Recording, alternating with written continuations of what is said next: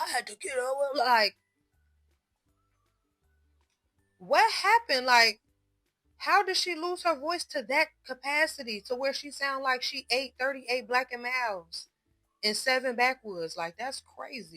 Let's be clear, I ain't never took a loss. Every time I go shopping, I ain't gotta check the cost. Still independent, still my own boss. Still got bad bitches coming up they draws. Keep the beat up like a motherfucking Frito. Lucci flaming hot like a motherfucking Cheeto. This is not an act, I am not Don Cheeto. So the nigga L, treat him like a free code. Yeah, you heard right, I'm a whole ass gangster. Made him eat my butt, I ain't even say thank ya. First gon' fuck, no nigga, I'm a prankster. I can make a thug nigga feel like a wankster. Pull up down my green like Shigo. What's up, Lucci Gang? It's your girl, Lucci V, and welcome back to my channel.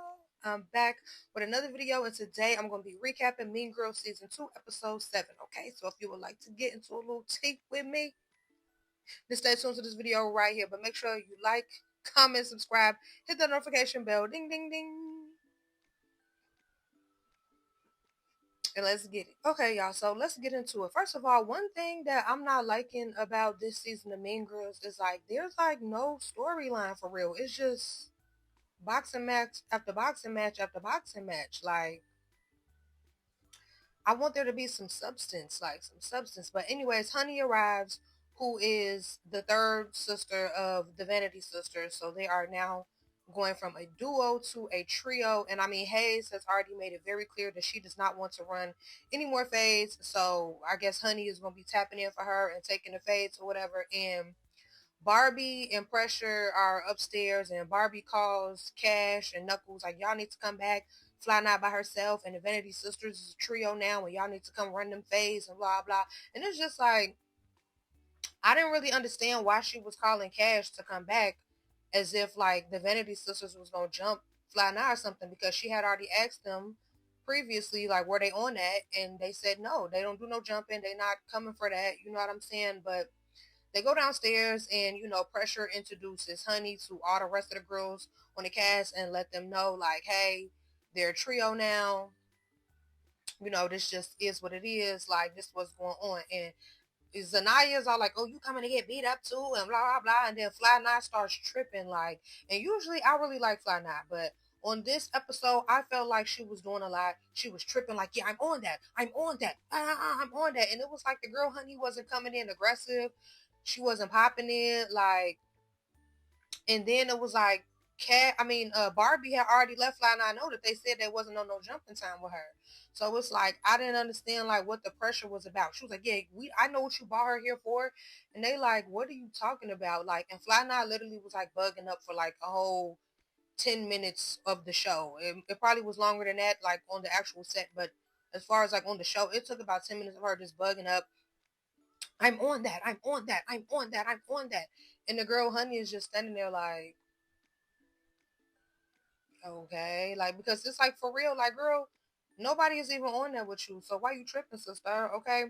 And then it's like, how you mad that they brought a trio out? It went like, it wasn't like 7 of y'all jumping on them, on the 2 of them. Like, yeah, they should bring a trio, because y'all was jumping the hell out of them. Like, what do you mean? Like, are you cool? So, Double Trouble, we know they did not make it to Squabble Ball because one of them had like allergic reaction to some perfume. So they was fiending for Zanaya and her duo, like fiending, like they was, where they at? Where they at? Where they at? Where they at? I heard it was looking for me. Here I go. Like, they was on that. Like, they was fiending for the chance to get in there with they duo. Okay, so first up, De Niro versus Zanaya. They go 2 rounds, and I can't lie. De Niro and her duo, like, you know, at the auditions, you know, I didn't watch the auditions, but they said that at the auditions they was whooping shit. But Zanaya gagged De Niro. I ain't gonna lie. Like, the first round, Zanaya got it. The second round, I felt like De Niro came back, but overall, I felt like Zanaya got that. And then, you know, De Niro in her confessional, like, I had to get over. Like, what happened? Like, how did she lose her voice to that capacity to where she sound like she ate 38 black and mouths and 7 backwoods? Like, that's crazy. Then Mumac versus Tyler. Now, both of these girls were swinging hard. Like, they was putting oomph into it. I was like, oh my, like, I was cringing, like, oh my gosh, I was wincing up when I was watching them swing, like they both was getting in there. And I'm not gonna lie, I was sleeping on Mumac.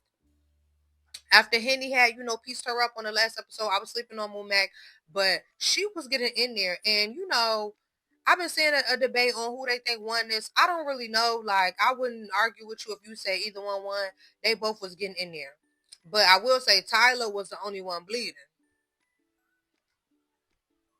Do with that information what you will, okay? So then they start to spitting again. I'm so tired of the spitting. I was really glad that Kilo Sway was like, okay, we docking y'all $500 if you spit. Like, they need to do that for every show. Because I'm so tired of the spitting. Like, that is so disgusting to me. Like, I am so tired of the spitting. Like, can we wrap that up? Like, can we leave that in the past? I wish we would have left that in 2024. Like, I don't know why all the reality shows are starting to do the spitting thing now. Like, it's really disgusting and trifling, and like, people get unalived for doing stuff like that. So y'all should like really chill out, okay?